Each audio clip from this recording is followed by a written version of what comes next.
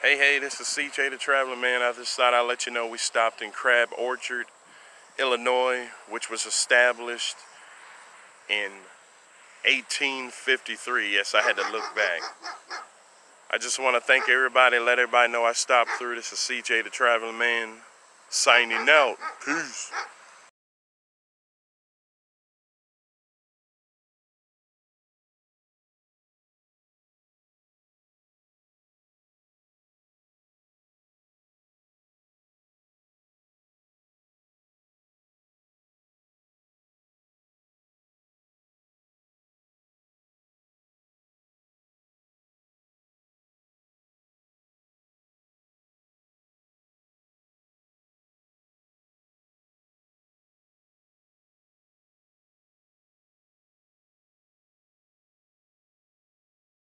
Hey, this is CJ the Traveling Man. I thought I'd let you know we hit Old Shawneetown, Illinois. Yes, Old Shawneetown, Illinois.